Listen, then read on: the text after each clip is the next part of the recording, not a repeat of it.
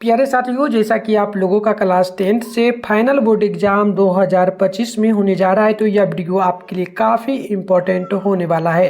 क्योंकि प्यारे बच्चों, अभी के इस वीडियो में हम लोग क्लास 10th के लिए संस्कृत का वायरल क्वेश्चन लेकर के आ चुके हैं। और अभी के इस वीडियो में हम लोग वायरल सब्जेक्ट क्वेश्चन को देखेंगे, जो कि 100% आपके एग्जाम में आएगा। तो देखिए, प्रथम पाली में विषय कोड आपका रहेगा 105 और सेकेंड पाली में आपका एग्जाम पड़ेगा तो विषय कोड 205 रहने वाला है। तो चलिए बिना देरी करते हम लोग आगे बढ़ते हैं। उससे पहले बता दें, इसी चैनल पे शाम में 6:30 बजे डेली लाइव क्लास होता है बोर्ड एग्जाम 2025 के लिए। तो आप लोग जरूर जुड़िएगा। इस नंबर को इस नंबर पर मैसेज करके व्हाट्सएप ग्रुप जरूर ज्वाइन कर लीजिए। 98 355 16 710 पर आपको अपना नेम, जिला का नेम, क्लास 10th लिख के भेजना है, ताकि हम आपको ग्रुप में भी ऐड कर देंगे और इसका PDF वगैरह भी आपको दे देंगे। तो चलिए स्टार्ट। तो देखिएगा, सबसे पहला नंबर जो क्वेश्चन पूछा गया बिल्कुल ही इंपॉर्टेंट होगा। प्यारे बच्चों, आप लोग वीडियो को ज़्यादा से ज़्यादा लाइक कर लीजिएगा और तमाम साथियों के साथ शेयर करिएगा जो आपके साथ 2025 में एग्जाम देने जाएंगे। मैं आपको एक चीज़ बता दूं, NCERT बुक यानी कि बुक जो आप लोग पढ़ रहे हो, उस बुक से लगभग 16 लघुत्तरीय क्वेश्चन पूछा जाता है। यानी 2 मार्क्स वाला एंड 5 मार्क्स वाला मिला करके जो है ना 16 के करीब 32 के करीब क्वेश्चन उसमें दिया जाएगा। आपको कम ही क्वेश्चन बनाना होगा, है ना। तो बिल्कुल आप यहाँ पर देख लीजिए, उसी टाइप से हम लोग क्वेश्चन लेकर के आए हैं जो कि आपके एग्जाम में बिल्कुल आ जाएगा। चलिए, पहला क्वेश्चन है, यहाँ पर बोला जा रहा है, आप लोग उससे बिल्कुल ध्यानपूर्वक देखिएगा। पहला जो क्वेश्चन बोला गया ना, बोला गया कि सत्य का मुंह किस पात्र से ढका हुआ है ना। तो बहुत आसान सा आंसर होगा कि सत्य का मुख हिरण्मय पात्र यानी कि सोने के आवरण से ढका है। बस इतना ही लिखना है। दूसरा क्वेश्चन है, नदियाँ जो है ना, नदियाँ क्या छोड़कर समुद्र में मिलती हैं। तो नदियाँ जो है अपना नाम और रूप दोनों को छोड़ करके समुद्र में मिल जाती है। बस इतना ही आपको याद है। 3 नंबर क्वेश्चन देख लीजिएगा। ये आपका बोला गया कि बताइए, मंगलम पाठ के आधार पर सत्य की क्या जो है ना महत्वता, सत्य की महत्वता पर प्रकाश डालें। तो बिल्कुल आसान सा कहेंगे, मंगलम पाठ में महर्षि जो वेदव्यास जी हैं वो कहते हैं कि सत्य की महत्ता का वर्णन करते हुए कहते हैं कि हमेशा सत्य की जीत होती है और सत्य की नहीं। सत्य से देवलोक का रास्ता प्रशस्त होता है। यानी कि अगर हम लोग सही काम करेंगे तो हमें जो है ना, हम मरने के बाद जो है क्या करेंगे, देवलोक जाएंगे, वहाँ पर है ना। इसके बाद ऋषिगण देवलोक को प्राप्त करने के लिए सत्य का ही मार्ग अपनाते हैं। तो इस प्रकार से याद रखना है। क्वेश्चन नंबर बात कर ले हम लोग 4 नंबर की। तो 4 नंबर क्वेश्चन बोला गया, मंगलम पाठ के आधार पर आत्मा की विशेषता को बताएं। तो बिल्कुल देखिए, मंगलम पाठ में संकलित कठोपनिषद मंत्र में महर्षि वेदव्यास कहते हैं कि प्राणियों के हृदय रूपी गुफा में आत्मा बंद रहती है। आत्मा सूक्ष्म से भी सूक्ष्म, मतलब छोटा से भी छोटा है, महान से भी महान है। इस आत्मा को बस में नहीं किया जा सकता है। आगे बढ़ेंगे तो क्वेश्चन नंबर यहाँ पर बोला जा रहा है 5 नंबर, आत्मा का रूप क्या है, आत्मा का स्वरूप क्या है, पठित पाठ के आधार पर स्पष्ट करें। तो देखिए, कठोपनिषद में आत्मा के स्वरूप का बड़ा ही अच्छा विश्लेषण किया गया है। आत्मा मनुष्य की हृदय रूपी गुफा में अवस्थित है। यह अणु से भी अणु यानी कि छोटा से भी छोटा और महान से भी महान है। इसका रहस्य समझने वाला सत्य की खोज करता है। आगे बढ़ेंगे, नेक्स्ट क्वेश्चन हो जाता है हमारा जो है ना 6 नंबर। और ये प्रश्न आपसे बोला क्या गया, ध्यानपूर्वक देखना है। महान लोग संसार रूपी सागर को कैसे पार करते हैं ना। तो होगा, श्वेता से उपनिषद में ज्ञानी लोग और अज्ञानी लोग में अंतर स्पष्ट करते हुए महर्षि वेदव्यास कहते हैं कि ईश्वर ही प्रकाश का पुंज यानी कि समूह है और उन्हीं के भव दर्शन से सारा संसार आलोकित होता है। ज्ञानी लोग उस ईश्वर को जानकर सांसारिक विषय वासना हो यानी कि मोह माया से मुक्त पाते हैं। इसके अलावा दूसरा कोई रास्ता नहीं होता है। आगे बढ़ेंगे तो नेक्स्ट क्वेश्चन हमारा हो जाता है 7 नंबर। 7 नंबर क्वेश्चन बोला गया कि विद्वान पुरुष ब्रह्मा को कैसे प्राप्त करता है। क्या लगेगा, मुंडकोपनिषद में महर्षि वेदव्यास का कहना है कि जिस प्रकार बहती हुई नदियाँ अपना नाम और रूप को यानी कि व्यक्तित्व को त्याग करके समुद्र में मिल जाती है, उसी प्रकार महान पुरुष अपना नाम और रूप अर्थात अपने व्यक्तित्व को त्याग करके ब्रह्म को प्राप्त कर लेता है। तो चलिए आगे। तो नेक्स्ट क्वेश्चन का उत्तर आप लोग देखेंगे। नेक्स्ट क्वेश्चन हमारा हो जाता है 8 नंबर की, उपनिषद को आध्यात्मिक ग्रंथ क्यों कहा जाता है। तो याद रखिएगा, उपनिषद को आध्यात्मिक ग्रंथ कहा जाता है क्योंकि यह आत्मा और परमात्मा के संबंध के बारे में विस्तृत व्याख्या यानी कि इसके बारे में बताता है। परमात्मा संपूर्ण संसार में शांति स्थापित करते हैं। सभी तपस्वियों का परम लक्ष्य होता है परमात्मा को प्राप्त करना। नेक्स्ट क्वेश्चन की बात करेंगे तो क्वेश्चन हमारा हो जाता है 9 नंबर, ये कि नदी और विद्वान में क्या समानता है। तो जिस प्रकार बहती हुई नदियाँ अपने नाम और रूप को त्याग कर समुद्र में मिल जाती है, उसी प्रकार विद्वान भी अपने नाम और रूप को जो है ना प्रवाह किए बिना ईश्वर को मिल जाते हैं। जिस प्रकार से याद रखना है, बहुत आसान क्वेश्चन है। नेक्स्ट क्वेश्चन की बात करें तो 10 नंबर है, पटना के जो है ना मुख्य दर्शन यानी कि वहाँ पर जो बहुत ही फेमस स्थान है उनका नाम लिखना है। तो पटना में जो मुख्य दर्शनीय स्थल है, पहला है संग्रहालय, उच्च न्यायालय, सचिवालय, गोरघट, टाला मंदिर, जैविक उद्यान और मौर्यकालिक अवशेष, महावीर मंदिर, गुरुद्वारा इत्यादि इस प्रकार से होगा। क्वेश्चन नंबर 10 की बात करेंगे तो 10 नंबर क्वेश्चन है कि पाटलिपुत्र शब्द कैसे बना। तो देखिए पाटलिपुत्र शब्द पाटल पुष्प के नाम के आधार पर रखा गया। ऐसा पुत्रिका रचना में वर्णित पाटलिग्राम में ही आगे चलकर जो ना पाटलिपुत्र नाम से प्रसिद्ध हुआ। कुछ प्राचीन संस्कृत ग्रंथों एवं पुराणों में पाटलिपुत्र का दूसरा नाम जो ना पुष्पपुर या कुसुमपुर भी मिलता है। नेक्स्ट क्वेश्चन की बात करेंगे तो नेक्स्ट क्वेश्चन यहाँ पर जो बोला गया है ना, ये 11 नंबर बोला। पहला क्वेश्चन बनता है कि सिख संप्रदाय के लोगों के लिए पटना क्यों महत्वपूर्ण है, और एक और क्वेश्चन बनता है कि पटना का गुरुद्वारा किसके लिए और क्यों प्रसिद्ध है। 3 वाक्यों में उत्तर देना है। तो 2 क्वेश्चन है, दोनों का उत्तर एक ही होगा। सिख संप्रदाय के लोगों के लिए पटना नगर बहुत महत्वपूर्ण है क्योंकि उनके 10वें गुरु गोविंद सिंह का जन्म जो है ना यह स्थान है यानी कि पटना में ही हुआ था, और उनका गुरुद्वारा भी पटना में है। तो यह स्थान भी गुरुद्वारा के नाम से जाना जाता है, पटना में है। ठीक है, चलिए आगे बढ़ते हैं। क्वेश्चन नंबर 12 है, प्राचीन ग्रंथों में पटना के कौन कौन से नाम मिलते हैं। तो प्राचीन ग्रंथों में पटना का नाम मिलता है, एक पुष्पपुर, दूसरा कुसुमपुर, तीसरा पाटलिपुत्र आदि इस प्रकार से मिल जाता है। आगे बढ़ेंगे तो नेक्स्ट क्वेश्चन यहाँ पर जो दिया जा रहा है, ध्यानपूर्वक देखिएगा। क्वेश्चन यहाँ पर 2 बनता है। पहला क्वेश्चन है कि दामोदर गुप्त के अनुसार पाटलिपुत्र कैसा नगर है, और दूसरा क्वेश्चन यहाँ पर बनता है कि दामोदर गुप्त ने पटना के संबंध में क्या लिखा है। तो उत्तर होगा, कवि दामोदर गुप्त के अनुसार पाटलिपुत्र पृथ्वी का तिलक है, यहाँ विद्वान लोग बसते हैं। कवि ने इस महानगर की तुलना इंद्रलोक से की है, इसे सरस्वती का कुलगुरु भी कहा जाता है। आप लोग इन सारे क्वेश्चन को जरूर याद कर लीजिए एग्जाम जो है ना 2025 में एग्जाम जो दोगे उससे पहले, क्योंकि बिल्कुल ये आपके एग्जाम में 100% आएगा प्यारे बच्चों, मैं गारंटी लेता हूँ। और आप डेली हमारे साथ क्लास करो, आपका जो भी टारगेट होगा 450 का, 400 का, 450 का, सारा नंबर आप ला पाओगे। बिल्कुल आपको हमारे साथ जुड़े रहना है। इसका पीडीएफ वगैरह आप इस नंबर पर मैसेज करके जरूर ले लेना। मैं फिर से एक बार नंबर दे रहा हूँ 98 355 16 710 पर आपको अपना नेम जिला का नाम, क्लास 10 लेके भेजना और बोलना है कि संस्कृत का सब्जेक्ट क्वेश्चन का पीडीएफ हमें दे दीजिए, तो मैं बिल्कुल आपको दे दूंगा। ठीक है, चलिए बढ़ते हैं आगे। 14 नंबर क्वेश्चन यहाँ पर देख लीजिए, बोला गया कौन कौन से विदेशी यात्री पटना आए थे। तो देखिए मेगास्थनीज, फाहियान, हुएनसांग और स्टिंग इत्यादि विदेशी यात्री पटना घूमने आए थे। नेक्स्ट क्वेश्चन 15 नंबर बोला जा रहा है कि चंद्रगुप्त मौर्य तथा अशोक के समय पाटलिपुत्र का नगर कैसा था। तो याद रखिएगा, चंद्रगुप्त मौर्य के समय में पाटलिपुत्र की रक्षा व्यवस्था काफ़ी मजबूत यानी कि उत्कृष्ट भी थी। उस अशोक जो है ना, अशोक के शासनकाल में इस नगर का वैभव और अधिक समृद्ध हो गया था।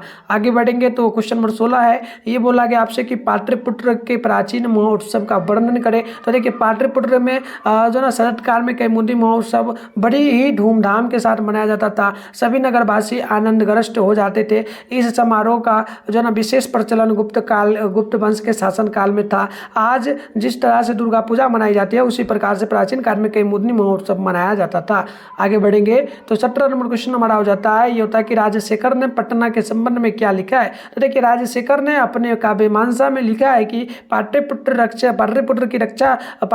शिक्षा का एक प्राचीन केंद्र था। यहाँ अनेक संस्कृत विद्वान हुए। यहाँ पाणिनि, पिंगल, व्याधि, बरलुचि, पतंजलि आदि व्याख्याति थी। ठीक है, आगे बढ़ेंगे। नेक्स्ट क्वेश्चन हमारा हो जाता है 18 नंबर, भगवान बुद्ध ने पाटलिग्राम के बारे में क्या कहा था। तो देखिए भगवान बुद्ध पाटलिग्राम के बारे में अनेक बार भगवान बुद्ध जो ना प्राचीन काल में अनेक बार पाटलिग्राम यानी पटना आए थे। यहाँ आकर के इस गांव के महत्व को बढ़ाया था और उसी समय उन्होंने कहा था यह गांव एक दिन महानगर होगा, परंतु यह नगर आग, जल और कला से हमेशा भयभीत रहेगा। इस प्रकार से याद। नेक्स्ट क्वेश्चन देख लीजिए। नेक्स्ट क्वेश्चन यहाँ पर जो आपसे बोला जा रहा है ना 19 नंबर, पटना में कैमुदी महोत्सव कब मनाया जाता था। तो देखिए पाटलिपुत्र यानी कि पटना में शरदकाल में कैमुदी महोत्सव मनाया जाता था। यह महोत्सव गुप्त वंश के काल में होता था। उस समय सभी लोग आनंदग्रस्त होते थे।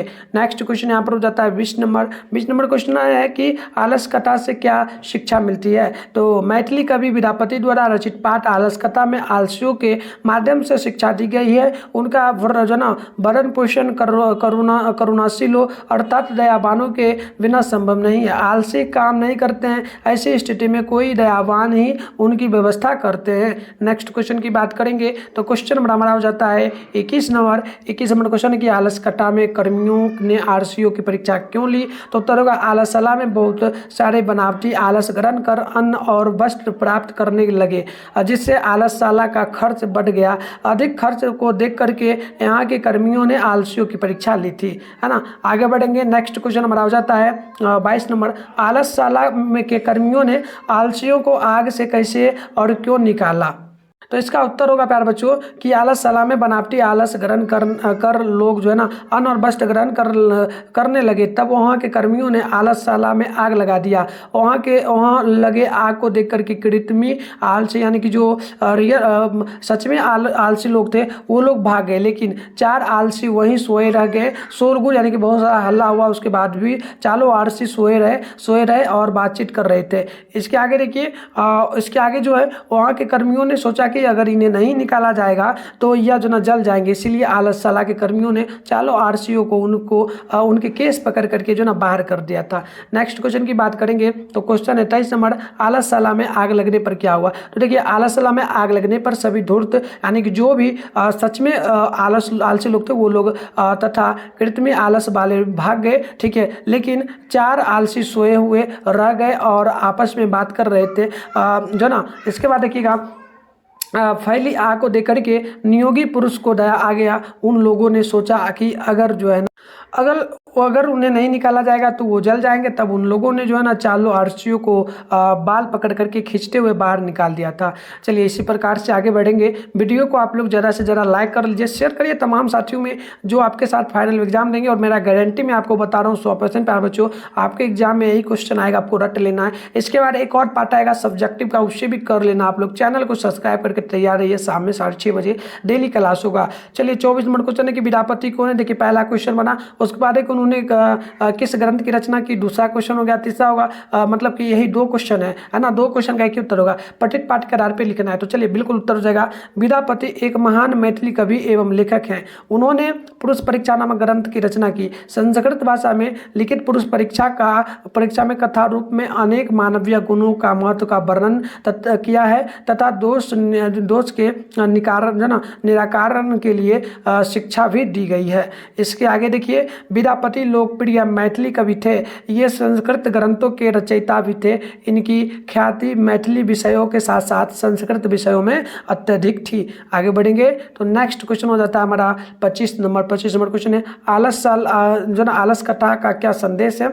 आलस कथा का क्या संदेश है? दूसरा क्वेश्चन होता है आलस कथा पाठ में किस पर चर्चा की गई है? तो दोनों का एक ही उत्तर होगा। 2 क्वेश्चन देख सकते हो, एक ये क्वेश्चन एक ये क्वेश्चन, है ना। तो उत्तर याद रखिएगा, आलस कथा का संदेश है कि आलस एक महान रोग है। जीवन में विकास के लिए व्यक्ति का कर्मठ होना अत्यावश्यक है। आलस शरीर में रहने वाला महान शत्रु है, जिससे अपना परिवार और समाज का विनाश अवश्य ही होता है। नेक्स्ट क्वेश्चन है 26 नंबर, ये क्वेश्चन है आलस कथा पाठ का 5 वाक्यों में परिचय दे। उत्तर होगा यह पाठ विद्यापति द्वारा रचित पुरुष परीक्षा नामक कथा ग्रंथ से संकलित है। एक उपदेशात्मक लघु कथा है। विद्यापति ने मैथिली अवहत तथा संस्कृत तीनों भाषाओं में ग्रंथ रचना की थी। पुरुष परीक्षा में धर्म, अर्थ, काम इत्यादि विषयों से संबंध अनेक मनोरंजक कथाएं दी गई है। इसके आगे होगा कि आलस कथा में आलस के निवारण के लिए आलस के निवारण की प्रेरणा दी गई है।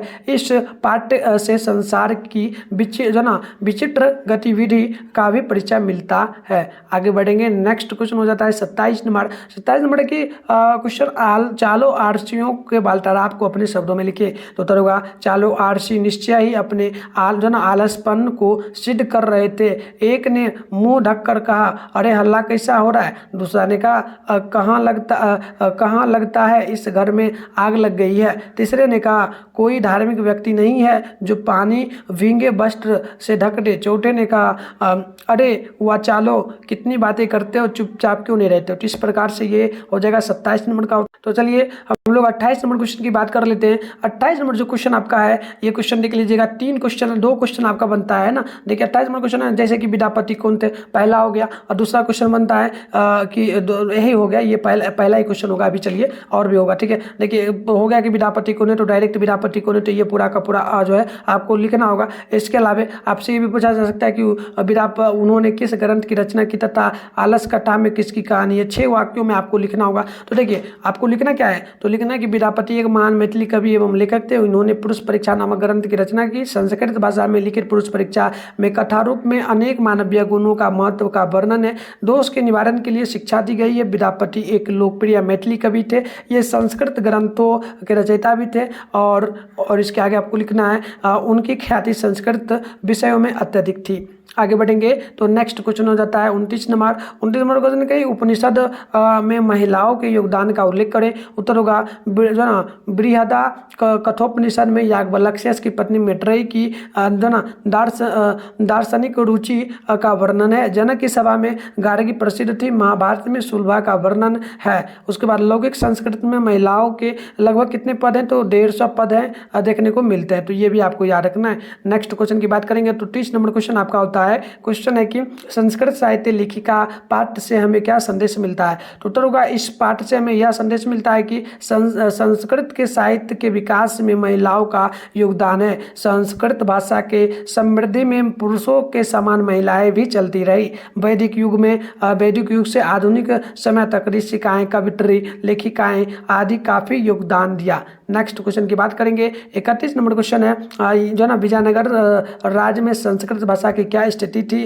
3 वाक्यों में आपको उत्तर देना है। तो उत्तर होगा कि विजयनगर के सम्राट संस्कृत भाषा के संरक्षण के लिए जो है ना किए गए प्रयास बहुत ही सराहनीय है। उनके जो ना अंतपुरा में भी संस्कृत रचना में कुशल रानियां थी। महारानियां भट्टारी जो ना महारानी जो भट्टालिका ने बहुत सारे संस्कृत साहित्य की रचना भी की थी।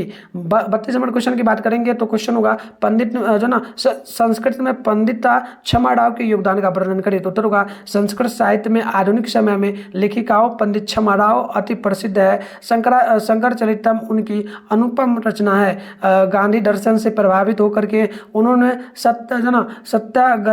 सत्याग्रह गीता, मिला रहली और कथा मुक्तावली, ग्राम ज्योति, विचित्र प्रसिद्ध यात्रा आदि की रचनाएं की हैं। तो इस प्रकार से प्यारे बच्चों हमने बिल्कुल ही आपके लिए काफ़ी वायरल क्वेश्चन देख लिए 32 क्वेश्चन जो कि आपके एग्जाम में बिल्कुल आने की गारंटी है। तो आप लोग जो है ना चैनल को सब्सक्राइब कर लीजिए। नेक्स्ट क्लास के लिए आप लोग जो है कमेंट करिए कि आपको किस सब्जेक्ट का चाहिए क्वेश्चन, और आप लोगों को ये भी बताना है कि जो ना आज का यह वीडियो जो है ना आप लोगों को कैसा लगा। तो मिलता है नेक्स्ट वीडियो में, तब तक के लिए बाय बाय। बट इसका PDF वगैरह आप एक और जगह से डाउनलोड कर सकते हैं, वो भी मैं आपको सिखा देता हूँ। चलिए इसके लिए आपको गूगल वगैरह को ओपन करने की जरूरत होगी, तो चलिए मैं आपको फटाफट से सिखा। तो इसके लिए सबसे पहले आप लोगों को अपने फोन में गूगल को ओपन करना होगा। उसके बाद सर्च बार के आइकन पे क्लिक कर लेना। अभी इस चैनल पर जो वीडियो देख रहे हो आप लोग, इस चैनल का नाम है मिठुन स्टडी सेंटर, ठीक है ना। तो इस चैनल का नाम आपको गूगल में आना है, सर्च करना है। चलिए फटाफट से हम लोग सर्च करते हैं मिठुन स्टडी सेंटर, तो आप लोगों को भी आना है गूगल में और मिठुन स्टडी सेंटर जो है ना सर्च कर लेना। तो मिठुन स्टडी सेंटर आप लोगों को जो है सर्च कर लेना है, ठीक है। मिठुन स्टडी सेंटर, इसके बाद थोड़ा सा ही ऊपर करना है। फर्स्ट में आपके सामने मिठुन स्टडी सेंटर का ऑफिशियल वेबसाइट मिलेगा,